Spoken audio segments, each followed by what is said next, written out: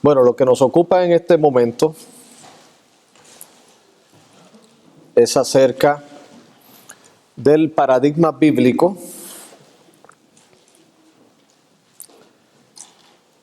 de la evangelización, haciendo la transición de los métodos hacia una cultura de evangelización. Ahorita estamos hablando acerca de lo que es el evangelio. Hablamos de que es necesario tener una sana comprensión del evangelio para tener resultados positivos, resultados de acuerdo a lo que estamos proclamando. Y también pues pudimos tener la oportunidad de presentar algunas a modo, ¿verdad?, de aprendizaje, no de una crítica, sino más bien de poder aprender de los errores que se cometieron en el pasado, acerca de que muchas de las llamadas profesiones de fe que se observaban no eran en sí mismas pues verdaderas conversiones, debido a que el evangelio o el mensaje no estuvo lo suficientemente claro, no fue directamente a lo que realmente pues la Biblia nos expone acerca de lo que es el querigma, la proclamación de esas buenas noticias, y por ende pues no se tenían los resultados pues que corresponden a las Sagradas Escrituras. Entonces lo que estamos proponiendo en esta segunda exposición es un paradigma, o sea, un modelo bíblico de la evangelización, haciendo la transición de los métodos hacia una cultura de evangelización. ¿Qué es lo que queremos decir con eso? Bueno, nosotros no menospreciamos los métodos, ¿verdad? Cuando hablamos de los métodos, nos referimos a aquellos modelos de evangelización como, por ejemplo, lo que fue evangelismo explosivo, o lo que es evangelismo explosivo, como es el camino romano, como otros métodos que se utilizaban como el brazalete u otras maneras, ¿verdad?, de hacer evangelismo. Creo que firmemente que tener un método es algo satisfactorio y es algo bueno, en la medida en que el mismo vaya de acuerdo a lo que es el mensaje del evangelio como ha sido revelado en las Sagradas Escrituras, y que podamos cumplir entonces la gran comisión que Dios asimismo nos ha encomendado en su santa y bendita palabra. Pero lo que queremos proponer en esta tarde es lo que yo llamo una cultura de evangelismo. Creo que el pastor José lo mencionó en una de las partes de las preguntas y respuestas, que en las iglesias el evangelismo en muchas ocasiones se ha limitado a un programa dentro de la iglesia, ¿verdad? Dentro de la estructura de una iglesia pues se escoge una persona que sea el líder de evangelismo y por ende pues tenga un comité que trabaje con ese ministerio.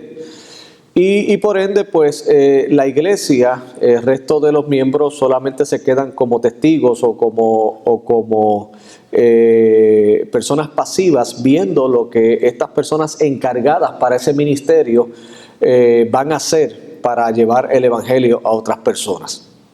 Y entonces se queda solamente lo que es la evangelización a un selecto grupo de personas. En las pasadas décadas, cuando se utilizaban las famosas campañas evangelísticas, que muchas de ellas pues fueron efectivas, no queremos tampoco, ¿verdad?, menospreciar esa labor, pero por lo regular las iglesias solamente descansaban con ese evangelista ungido, que era el que llegaba a tal o cual localidad, y se esperaban de él los grandes resultados de evangelización, y que por ende pues entonces el fruto de esa evangelización iba a ser cubierto por las iglesias locales. Pero en todo esto veíamos miles y miles de cristianos o miembros de iglesias que solamente eran espectadores de lo que sucedía en evangelismo.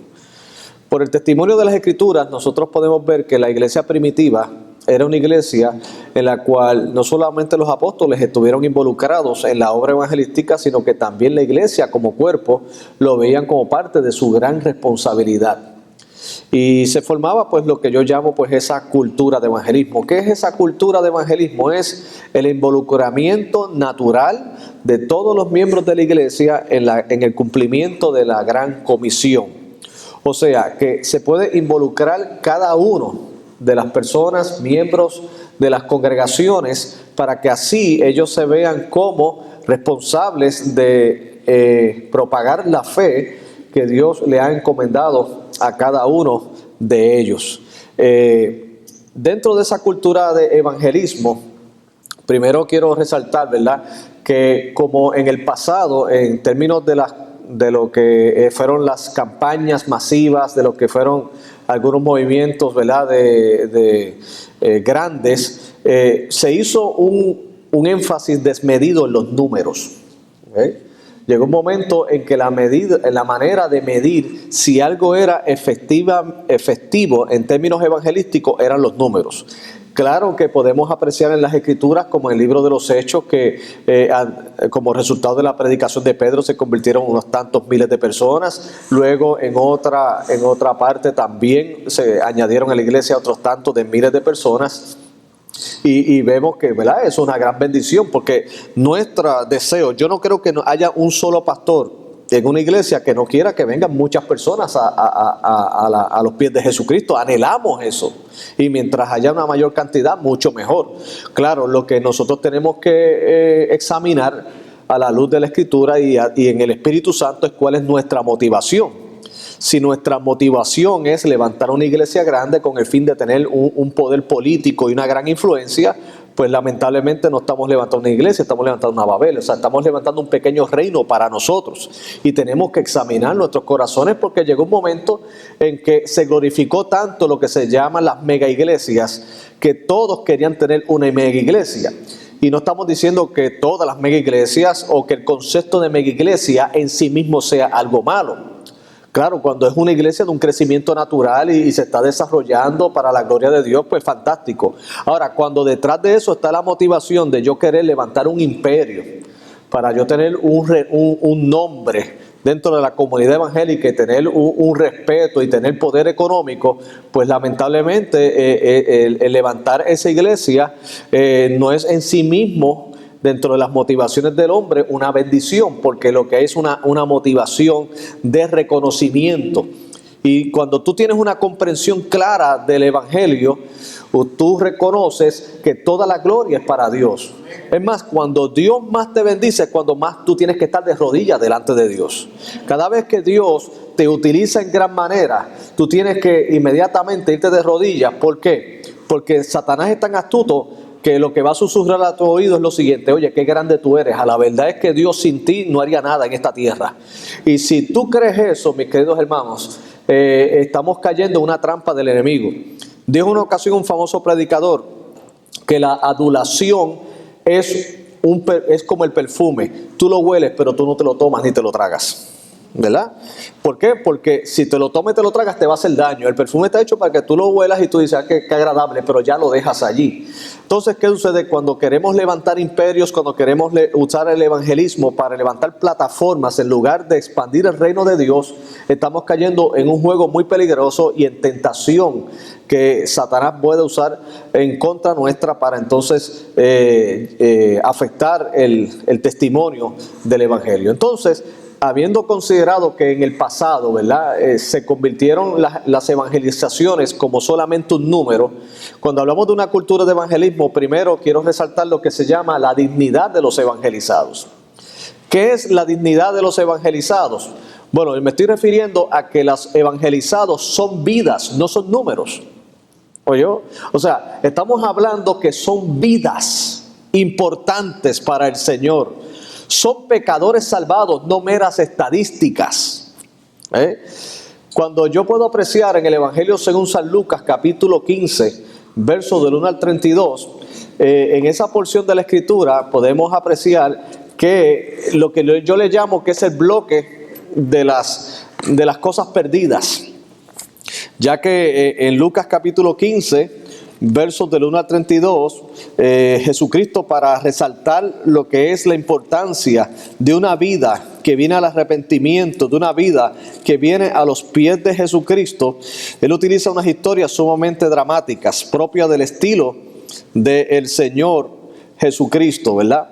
Y entonces Él habla allí acerca de una oveja que se pierde, habla también de un dracma que se pierde, y habla también de un joven que se pierde, ¿verdad? Y vemos que a medida que va la narrativa de Lucas capítulo 15, pues cada uno de los objetos en cada momento va adquiriendo mayor valor. Una oveja que se pierde es importante para el Señor rescatarla. Una. Dice luego que en el dracma perdida, una moneda que se ha perdido es motivo para barrer toda la casa, limpiarla y hacer todo el esfuerzo posible para encontrarla.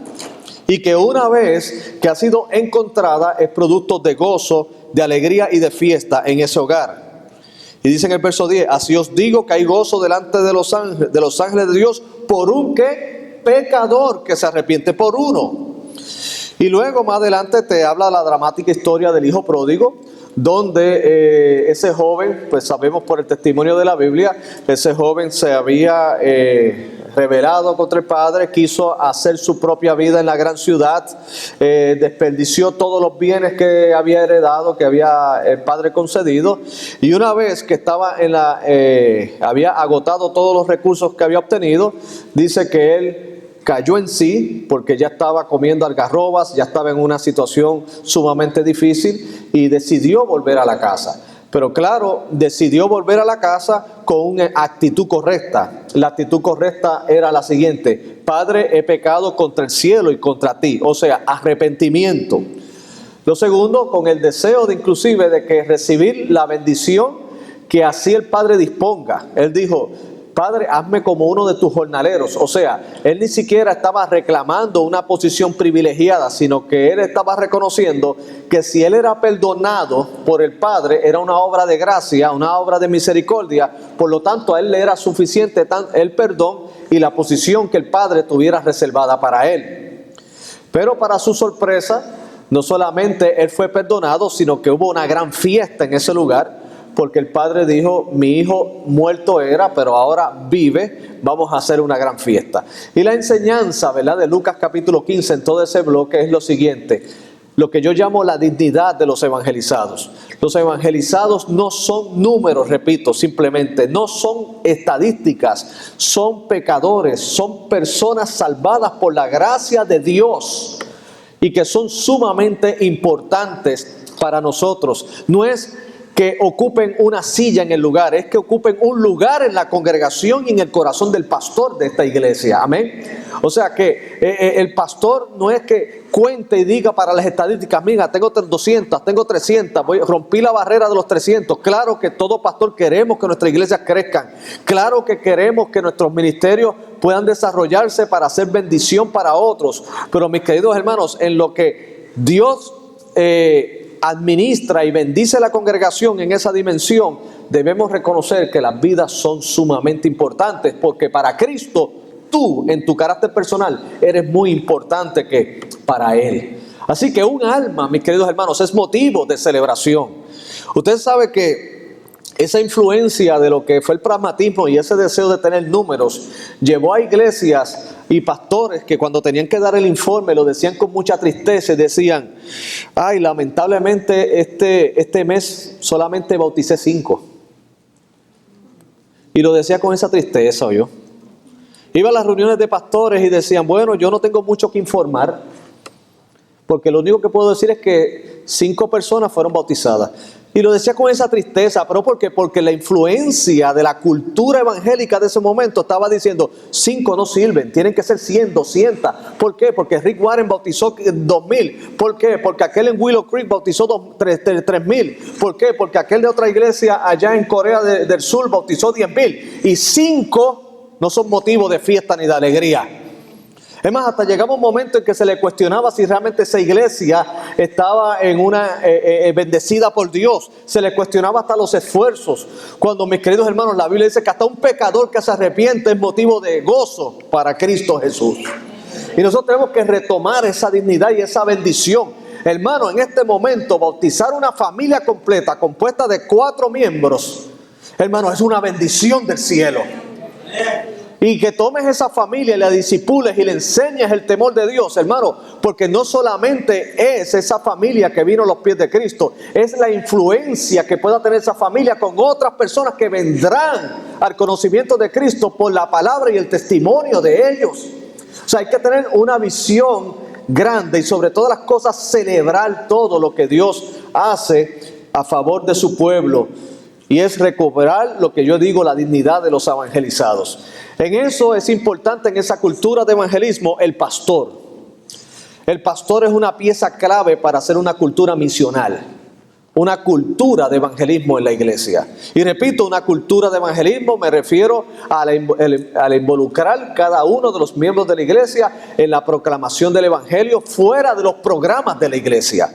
O sea que no tiene que haber ya un programa estructurado, formal, con una fecha, para que entonces allí se haga evangelismo y luego esperar al año que viene para la misma fecha hacer los mismos esfuerzos, sino que sea algo natural del día a día, compartiendo el evangelio en su área de trabajo, en las escuelas, en las universidades, en el equipo de fútbol, en el equipo de baloncesto, entre los vecinos, sea algo natural y podremos ver la gran bendición que Dios tiene en todo ello.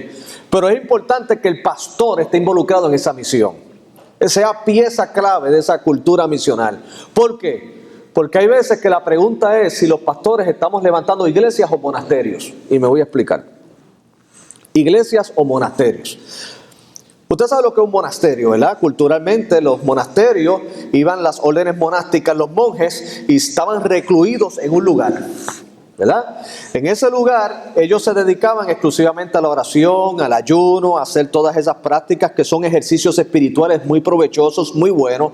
Pero tú sabes cuál fue la gran debilidad de muchos de los grupos monásticos. Es que se separaron del mundo demasiado. Muchas de esas órdenes monásticas, según dice la historia, se iban a los lugares desérticos. O sea que mientras más lejos de la gente, mejor. Le pregunto, hermano, si estamos lejos de la gente, o vamos a usar un ejemplo más sencillo. Mientras más lejos del lago estemos, más lejos de los peces estamos. Entonces, la mentalidad de las órdenes monásticas era hacerse una separación total del mundo con el fin de alcanzar una espiritualidad grande, una espiritualidad máxima, o sea, de separación total del pecado y estar consagrado a Dios. Y de hecho, en sí mismo, todos debemos anhelar de estar consagrados a Dios. ¿Por qué? Porque como dice la Escritura, nosotros tenemos que perseverar en la gracia de Dios y en la santidad que Dios nos ha dado, porque es una evidencia inequívoca de que somos salvos por Dios. Pero por otro lado, Jesucristo mismo en el Evangelio según San Juan capítulo 17, en lo que se conoce como la oración sacerdotal, Él oró por los discípulos y oró por nosotros. Y en esa oración, Él le dijo al Señor: Señor, yo no te pido que los quites del mundo, sino que los guardes ¿de qué? Del mal. O sea, lo interesante es que nosotros no pertenecemos al mundo, porque nuestra ciudadanía está en los cielos y nuestros valores y nuestros principios descienden del cielo, no son adquiridos por la sociedad ni por la cultura. Pero por otro lado tenemos que estar aquí, porque de otra manera nosotros no vamos a poder alcanzar las almas para Cristo, porque es a nosotros que se nos ha encomendado el mensaje de la reconciliación, el mensaje de que Jesucristo vino a morir por los pecadores. Y no solamente a proclamar ese mensaje, sino a discipular, enseñarles, para que a su vez ellos se multipliquen con otras personas. Pero para ello, estamos en esa tensión. No somos del mundo, pero estamos ¿qué? En el mundo. Muchas iglesias, por su celo de tener una vida consagrada, prácticamente han estructurado toda una iglesia que gira en torno a las actividades de la iglesia, y casi no tienen, ni las personas ni miembros de la iglesia tienen el tiempo para alcanzar almas para Cristo. ¿Por qué? Porque el lunes, culto de oración; martes, estudio bíblico; miércoles, otro estudio de algo; jueves, reunión de caballeros, de damas, de niños, de aquello, de lo otro; el viernes, los jóvenes con otra reunión de aquí y acá; el sábado, reuniones de matrimonio, de esto, aquí, lo otro; el domingo, aquí. 7 días adentro. ¿Cuándo somos sal afuera? cuando somos luz afuera. Jesucristo dijo que una luz no se esconde debajo de un almud, sino que se expone en un lugar visible para que los otros admiren y glorifiquen a Dios por las buenas obras. Pero lo típico, inclusive en nuestras iglesias bautistas, porque yo soy bautista desde mi nuevo nacimiento, desde los 15 años, es que todos los días hay un programa para algo, y luego el pastor se para el domingo y dice, oye, ustedes no alcanzan a nadie. Y alguien se puede parar y decir, bueno, pastor, ¿y cuándo nos dejan? ¿Por qué? Porque yo estoy en el comité de damas, estoy en el comité de preparar los almuerzos, estoy en el comité de aquello, en el comité del otro, porque a los bautistas nos encantan los comités. Y en una iglesia de 50 o 60 personas, todos están involucrados en 40 comités y ninguno tiene tiempo para alcanzar a más para Cristo. Porque inclusive, y ocurre, mis queridos hermanos, y esto es para analizarnos a nosotros mismos, hasta tenemos una familia y esa familia, el hijo está en el grupo de adoración, está en el ministerio de jóvenes y está en el comité de la decoración de la iglesia. La esposa está en la decoración de la iglesia, también está en el comité de damas y está en el comité del otro. El caballero está en el comité de la unión varonil, también está en el comité de adoración, también está en el comité de la junta y el diácono. La familia completa tiene los 7 días a la semana, y cuando esa familia alcanza su oikos, que se dice en la Biblia, que es su lugar de influencia, sus familiares, sus amigos para Cristo, no tiene tiempo. Entonces, ¿qué hacemos? Pretendemos que vamos con una invitación, se la damos y dijeron, visítanos. Y pretendemos que el papel haga todo el trabajo que nos debemos hacer nosotros. ¿Se siente identificado? Entonces, ¿qué decimos? Mira, pongan la invitación con un imán o con un imán ahí en la nevera para que lo vea. Está bien, lo está viendo. Lo estás invitando para otra actividad. ¿Cuándo está el tiempo de nosotros como iglesia ser pescadores de hombres en todo el sentido de la palabra? Cuando todo nuestro servicio está concentrado en la iglesia y prácticamente estamos en un monasterio en lugar de en una iglesia.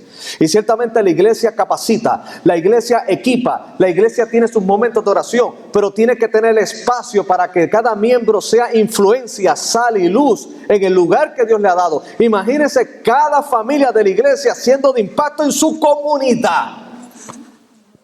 Porque el hermano de la iglesia va a llegar a un lugar donde el pastor no puede llegar, y es donde usted trabaja. Donde usted trabaja más que usted, no trabaja más nadie.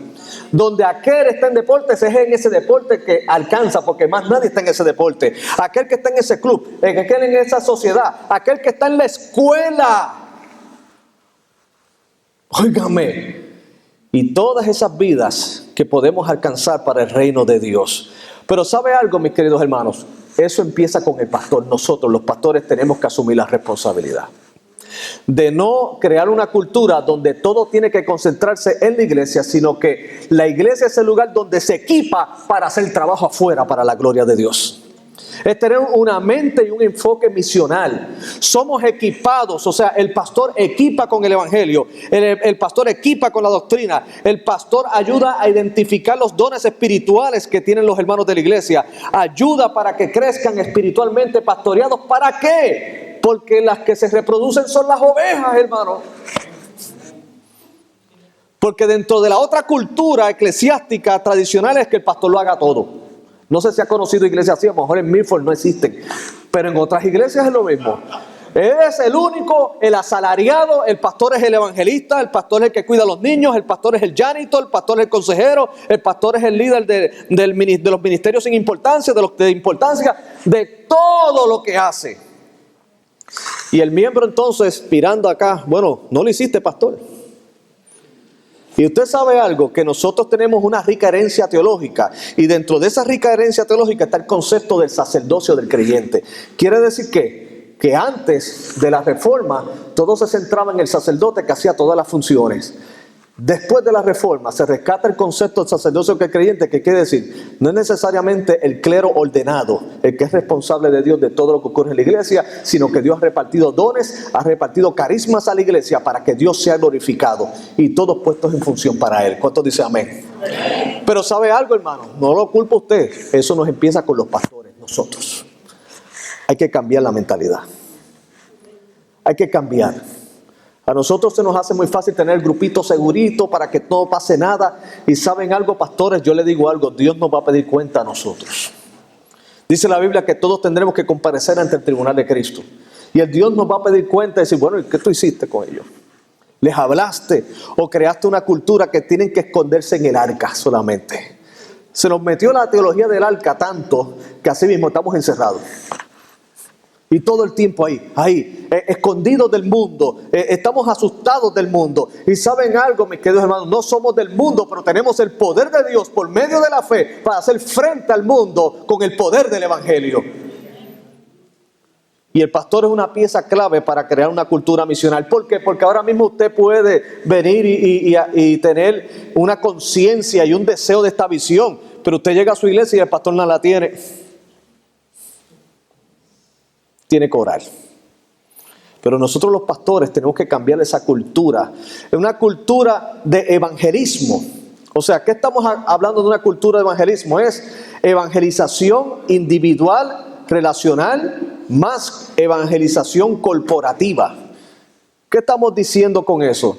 Es que en esa cultura de evangelismo estamos motivando a que los miembros de la iglesia puedan tener relaciones con los no creyentes.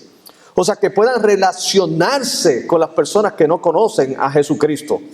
¿Saben algo que yo lamento como pastor? Y yo eso le decía a mi esposa, ¿verdad? Llega un momento que uno lleva tanto tiempo de pastor que estamos en una burbuja. Cuando no era pastor, estaba así involucrado en la iglesia, pero yo tenía amistades en la disciplina deportiva que yo practicaba, estaba aquí en la universidad activo, y recuerdo que por la gracia de Dios yo testificaba, tenía tanta gente para testificarle de Cristo que era maravilloso. Pero llegó un momento que cuando uno entra al ministerio y está completamente al ministerio, pasa el monasterio 7 días a la semana en asuntos de iglesia, y ya yo no tengo ni amistades ni contactos fuera de la iglesia. Y la que es la capacidad de poder compartir el evangelio a otra persona, de poder relacionarme, se ha perdido. ¿Qué hemos resuelto? En el nombre del Señor vamos a hacer relaciones fuera. Hay un momento en que estamos en la iglesia 5 días a la semana, 2 días se los vamos a dedicar a hacer relaciones fuera. Tenemos que estar con la gente, tenemos que predicar el evangelio a la mente. Usted sabe, usted no ha visto que en el pasado a veces se hacen campañas evangelísticas en una iglesia y todos los que llegan son creyentes, invitados creyentes de otras iglesias. Y usted dice, ¿dónde están las visitas? No, es que yo invité a este hermano. ¿Dónde viene este hermano? Es metodista. No, pero él es convertido ya, ¿no? Y este hermano, este es bautista, este es de la otra. ¿Y dónde están los inconversos? Bueno, sabe Dios si entre ellos los hay, ¿ves? Pero no hay nadie. Pero usted sabe por qué. Porque estamos involucrados en una burbuja. Y casi nuestro impacto hacia las otras vidas que no conocen a Cristo se han afectado. Nuestra propuesta es una evangelización individual relacional. En el evangelismo individual relacional es hacer, como dice la palabra, relaciones, contactos con las personas que no conocen a Jesucristo, con las personas que están allí. Porque no es solamente un día tocar a la puerta. Escuche bien. ¿Se acuerda el método de antes? Yo toco la puerta y el que abra la puerta, ¿verdad? Entonces, abre la puerta, ok, me da 5 minutos. Y usted le recitaba un tratado. Mira, este es el puente, caminas para acá y la persona no sabe ni quién es tu nombre ni nada. Y luego que terminó de darle toda la información, usted le dice, mira, ahora, ¿me permites orar por ti si lo quieres? Y algunos decían que sí para que te vayas rápido. Otros pues decían, pues no, yo te escucho después. Y entonces, ¿qué sucede? La persona se iba de allí y decía, ponía en su informe, allá yo testifiqué, toqué puertas, ya yo la evangelicé a esa persona. Usted sabe algo, mi querido hermano, yo no dudo de la soberanía de Dios, que Dios puede inclusive utilizar algo así para salvar una vida, un alma de salvación. Yo no lo dudo. Pero ¿sabe algo? Hay personas que, como es el testimonio que dice en el libro de los Hechos de Felipe y el eunuco. ¿Ustedes se acuerdan del eunuco? Que le dice la Biblia que estaba leyendo el libro de Isaías. Y Dios llevó a Felipe hacia el eunuco. Y el Felipe le pregunta, ¿qué estás leyendo? Y él le dice, mira, estoy leyendo esto, pero no lo entiendo. ¿Quién me lo puede explicar? ¿Usted cree que esa conversación fueron 5 minutos? No. Si usted cree que eso él lo resolvió en 5 minutos, le hizo el llamado y lo bautizó en 7, no. Y porque en la mente, como no hay espacio de tiempo claro, porque la intención del libro de los Hechos no es darte todos los detalles, es darte una descripción de una situación en particular. Pues pensamos que Felipe vino, le explicó eso en 5 minutos, le dijo, ¿quieres recibir a Cristo? Ok, mira, te bautizo y ya eso se resolvió en 10 minutos y Felipe se lo llevó el Espíritu y se acabó esto. Eso tuvo que haber tomado tiempo. Se llama conversar. Conversar. Y hay veces, hermanos, que el evangelismo involucra muchas conversaciones. ¿Usted sabe algo? Porque es lo que, primeramente, en el evangelismo relacional hay que tener una comprensión clara del evangelio, porque lo que convierte no es tu testimonio, es el mensaje del evangelio. Yo sé que de muy buena fe se nos enseñaron que cuando compartiéramos el evangelio le digamos lo que Cristo ha hecho en nuestras vidas. ¿Sabe lo que puede ocurrir cuando usted le da el testimonio de lo que Cristo ha hecho en su vida? Como le ocurrió a un joven que me lo dijo a mí, me dice muy emocionado en una ocasión, me dice, ¿sabe, pastor? Reuní a mis tíos y mi familia y yo le di el testimonio de lo que Cristo hizo en mi corazón para que ellos se convirtieran. Y dije, ¿qué pasó? ¿Sabes lo que me dijeron? Bien por ti. Te felicito. Y yo le dije, ¿cuál era la reacción que tú esperabas? No, que ellos quisieran abrazar a Jesucristo. Y dije, no, pero es que lo que tú le dijiste lo bueno que fue contigo. Tú no le dijiste lo que Él puede hacer por ellos. Y sabes que te admiran, ellos te admiran a ti ahora. Ellos dicen, oye, qué buen muchacho, la verdad que fue inteligente, aceptó a Cristo, oye, qué bueno, qué bueno. Y sabe algo, el testimonio no quiero que me malinterprete, el testimonio es bueno para hacer relaciones, para poder darle un testimonio vivo de lo que hace el evangelio, pero sabes que tu testimonio personal no es el evangelio es que Cristo Jesús vino a morir por los pecadores, de los cuales yo soy el primero.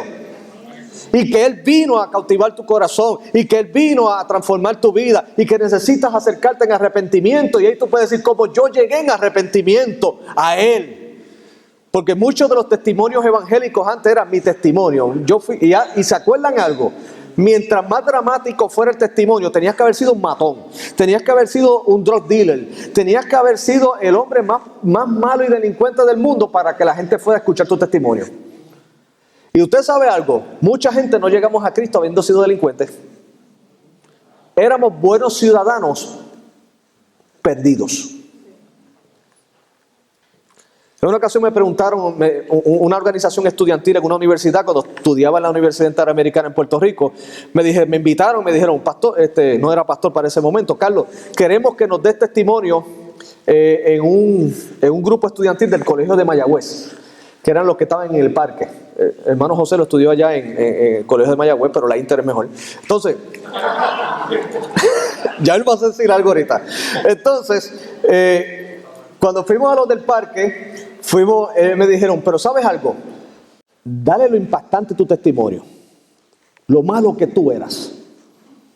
Y yo le dije, bueno, ¿qué tú esperas? Yo no mataba a nadie. Pero, ¿droga? No, yo nunca uso droga. No. Pero mucho alcohol, tampoco. Adiós, ¿y qué pasó contigo? Y pues yo era un pecador, estaba perdido.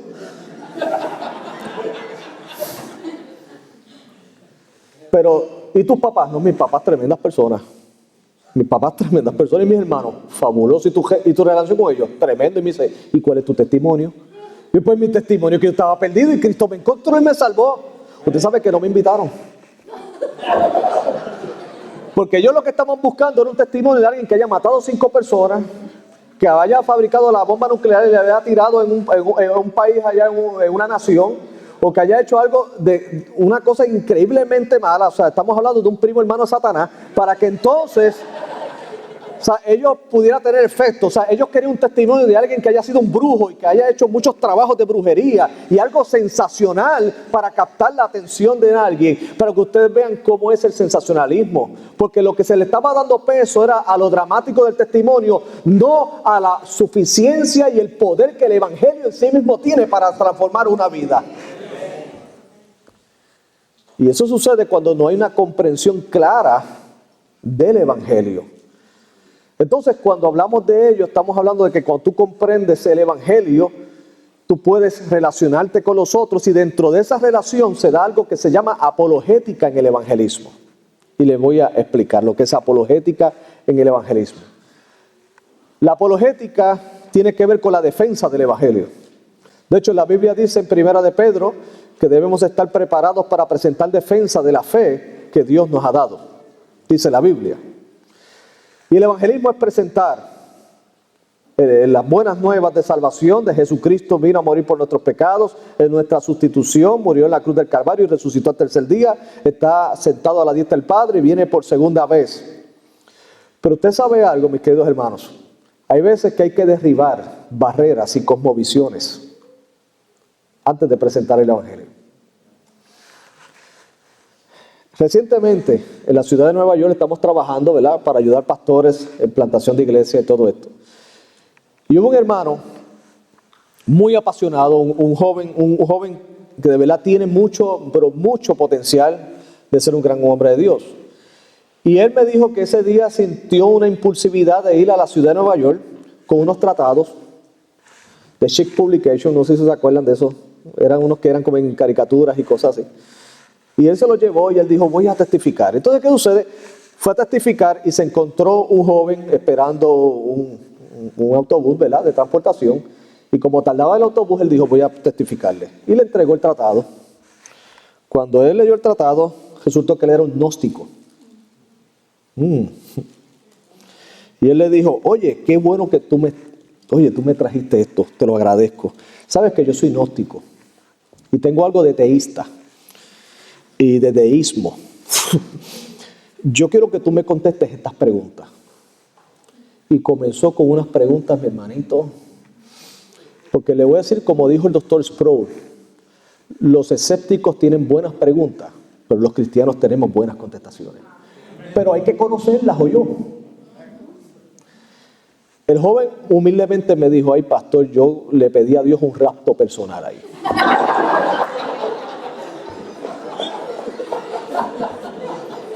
Yo le dije, Señor, si hay un espacio en el cajón de Elías, ponme ahí. Porque me estaba hablando chino e inclusive él me dijo, y yo, mis papás eran luteranos y conozco algo del evangelio. Yo creo que tú me contestes esto, tú eres la persona que me puedes contestar. Él le dijo, pastor, tuve que decirle que lamentablemente cuando el apóstol Pablo predicó a los atenienses, el apóstol Pablo expuso a los atenienses y fue la persona que le dijo, después te escucharemos. En el caso de él le dijo, no, en otro momento yo te puedo escuchar. Me dijo, me sentí avergonzado porque no pude contestar nada. Pastor, ¿qué hacemos en esos casos? Y yo le dije, ¿sabes qué? Es que a veces pensamos que las personas no tienen cosmovisiones, que tienen formas de pensamiento. A veces pensamos que ellos ya no tienen unas concepciones religiosas en su mente, las tienen. Y a lo mejor no está buscando contender, pero sí está buscando que alguien con claridad se las explique. Y usted sabe qué ha ocurrido, que a veces en la evangelización solamente se ha entrenado a la gente a entregar un tratado y no hablar el evangelio con los que necesitan eso. Hermano, te va a una casa y fantástico, o con una familia y va a la sala de su casa. ¿Cuántas veces como pastor, yo sé que a José no le ha ocurrido? Y me han dicho compañeros de mi esposa que han ido a mi casa, no son creyentes, y me dicen, oye, ahora que tú eres pastor y tú estudiaste teología, antes que tú hables yo tengo unas cuantas preguntas. Y uno hace, bueno, Señor, Padre, en ti confío. Porque le voy a decir algo, son buenas preguntas. Si Cristo es Dios, ¿por qué es esto? ¿En qué consiste la vida? Preguntas existenciales. ¿Por qué Dios no me dio a escoger a mí mis padres? ¿Por qué yo tuve que nacer en un hogar donde abusaron de mí sexualmente desde los 5 años? Dios, ¿dónde estaba Dios? Cuando ocurrió lo del 9/11, ¿usted sabe cuántas preguntas vinieron? Y hermanos, para todas esas hay contestaciones. Pero tenemos que estar preparados para presentar defensa. Preparados para presentar defensa. Ahora, no se me asuste, hermano. Eso es trabajo del pastor, equiparlos a ustedes. ¿Cuánto me saben? Por eso es necesario que el pastor sea maestro, docto en la palabra de Dios. Por eso es necesario que el pastor tome muy en serio su posición y su responsabilidad pastoral. El pastor no es solamente el que visita, el pastor no es simplemente el que da consejo, el pastor es el que equipa a la congregación de manera que cuando vaya afuera a pescar sea eficiente en alcanzar las almas para Cristo. Esa es la función del pastor. Y el pastor debe amar la lectura, el pastor debe amar el estudio. No con el fin de debatir, sino de preparar, mis queridos hermanos. John Wesley dijo en una ocasión, el pastor que no le gusta leer, que por favor se quite del ministerio. Que se quite, dijo John Wesley. Y sencillamente es así, hermano. El pastor que no quiere estudiar no está en su lugar. Porque ahora mismo, si en los tiempos del Nuevo Testamento era meritorio que los discípulos y siervos del Señor estuvieran preparados, ¿cuánto más en este tiempo? Porque, hermano, esto no es que ahora usted llega, mira, Cristo es el Señor. Yo, fantástico, Cristo es el Señor. ¿Y por qué esto? ¿Y por qué aquello? Aquellos jóvenes que son universitarios, yo fui profesor universitario antes de venir a Estados Unidos. Yo daba clases de humanidades, imagínense, humanidades. Y en esas disciplinas se cubrían las diferentes filosofías y cosmovisiones. Y cuando venía la parte, de hecho también daba clases de ética contemporánea. Y cuando, hermano, yo daba el lecture, daba la clase, pero había un día que yo lo reservaba para preguntas de ellos. Yo me iba en oración. Yo leía, pero yo decía, Señor, que yo pueda contestarles. Contestarles no para que ellos digan que mucho sabe el profesor, sino para que tú seas glorificado. Porque ellos no lo hacen con la intención de humillarme, sino con la intención de aprender. Y hermano, el 90% de las preguntas tienen que ver con Dios. No hubo una sola pregunta que fuera externa a Dios. Todo decía, profesor, ven acá. ¿Y yo qué? Profesor, ¿yo qué? ¿Por qué existe el mal en el mundo? Dios no podría erradicarlo de un momento y ya librarnos de estos problemas. Profesor, ¿por qué Cristo tenía que morir en una cruz? ¿No había otras maneras? ¿Usted no cree que el morir Cristo en la cruz estaba avalando el maltrato?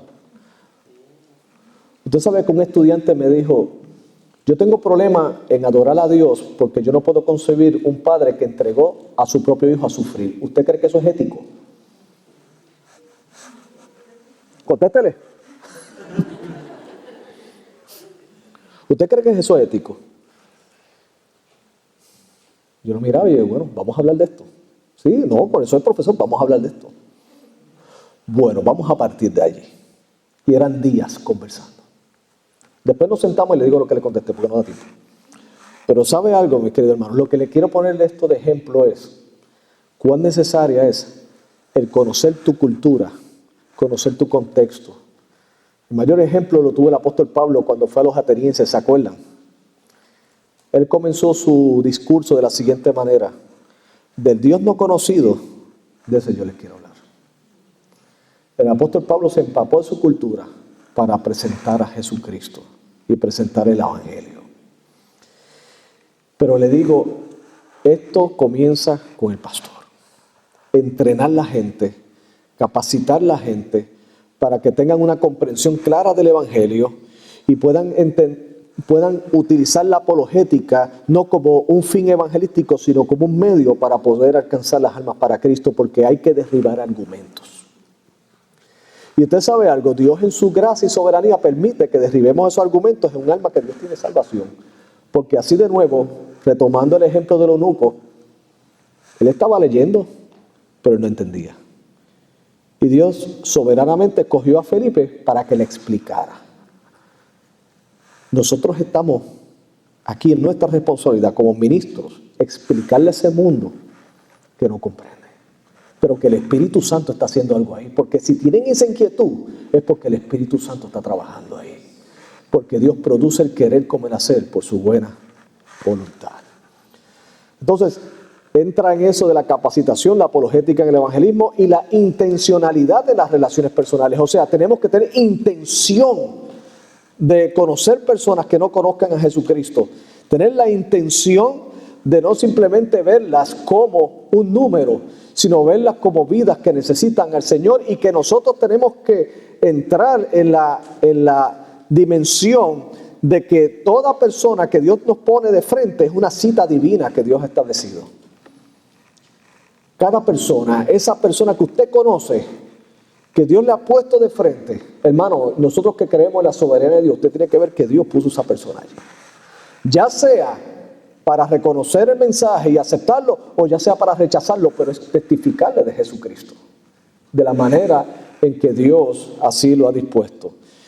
Y entonces propongo, ¿verdad?, como parte de nuestras sugerencias, es tener intención en las relaciones personales, relaciones fuera de las congregaciones, fuera de la iglesia, para que podamos ser pescadores de hombres. Y por ende también tener actividades evangelísticas saludables. No estamos aquí diciendo que no se pueden hacer actividades evangelísticas masivas.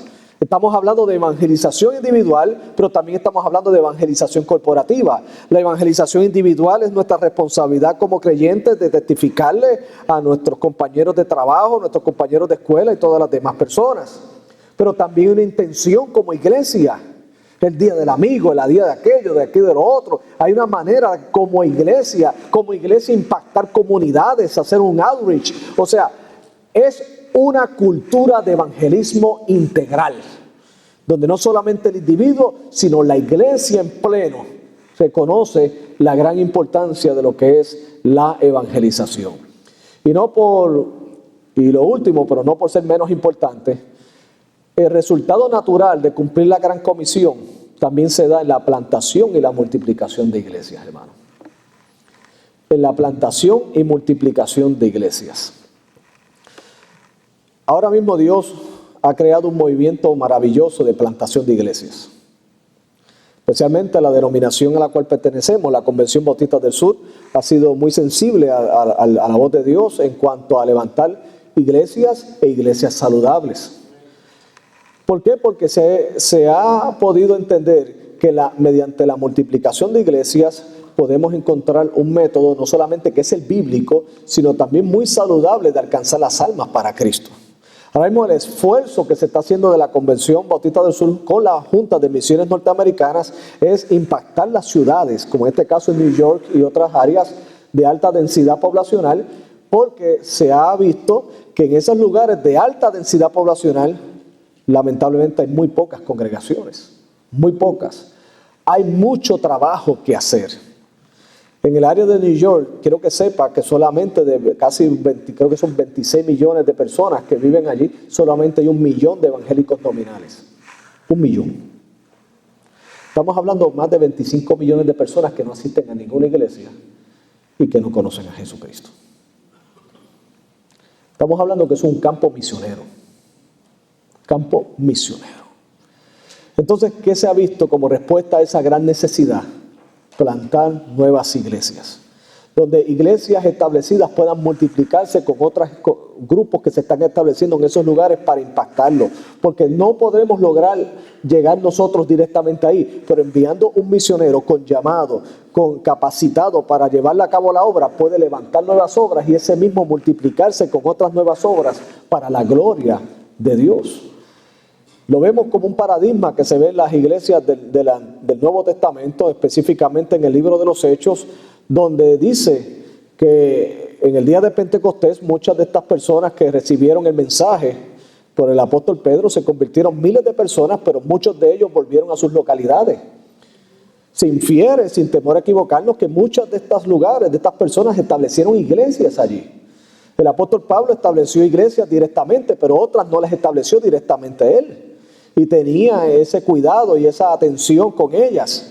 O sea que hubo un desarrollo evangelístico y de multiplicación de iglesias de manera natural por el Espíritu Santo en ese lugar. Y la multiplicación de iglesias y la plantación de iglesias también tiene que ver con el espíritu de generosidad y la visión de reino de la iglesia local. Y me explico.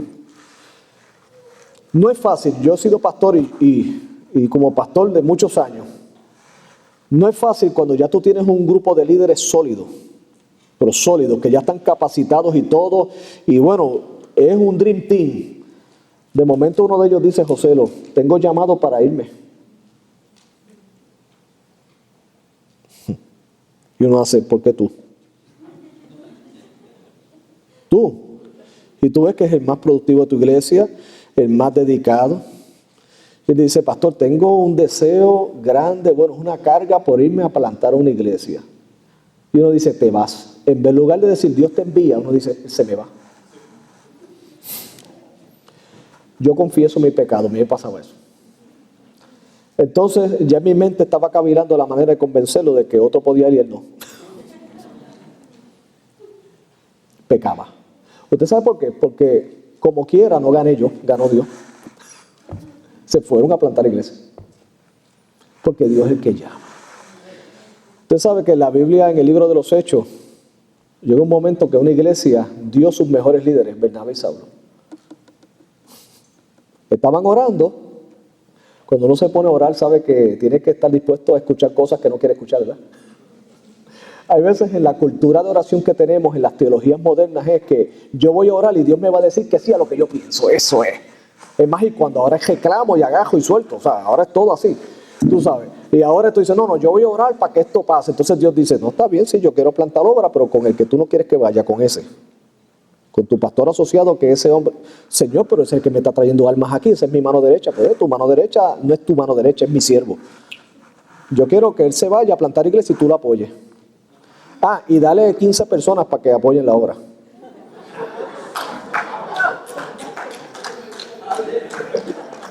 Aleluya, dice hermano, él así mismo. Y uno dice, Señor, ¿para qué oré? 15. Sí, pero dame los 15, dame 3 de adoración y se te va a quedar con 4. Vas a volver a tener guitarrista y a capelita como empezaste. A capela, sí, porque esos son los que yo quiero que se vayan con él a plantar la iglesia. Y sabes que, y ese que te diezma mucho, yo quiero también enviarlo con él para que lo ayude a levantar la obra. Ah, ok, Señor. Me dejaste sin nada, está bien fantástico. Pero mira cómo lo vemos nosotros. Me dejaste sin nada. Mira el egoísmo. Me dejaste sin nada. Ahora todo es tuyo. Cuando, ¿sabes qué? El que levantó esa obra es el que la sostiene.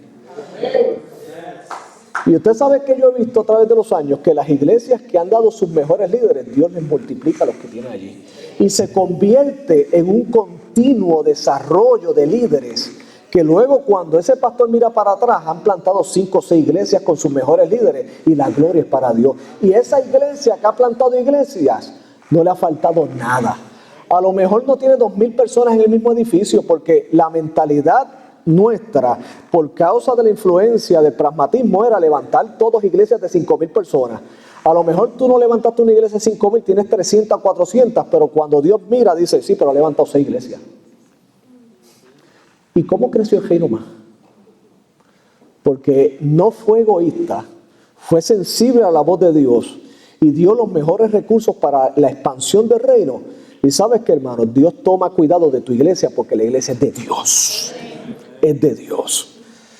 Pero, hermano, para eso, vuelvo y le digo, hay que cambiar nuestra forma de pensar y tener una cultura de evangelización.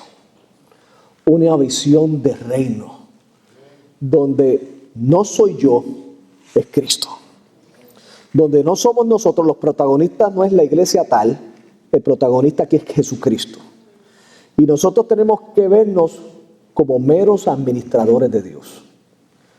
No solamente de los misterios de Dios, sino que la iglesia no es de nosotros, es de Dios. Y debemos anhelar lo que Él anhela. Debemos tener pasión por lo que Él tiene pasión. Y la pasión de Dios es que otros le conozcan a Él, porque hay mucho pueblo que no le conoce.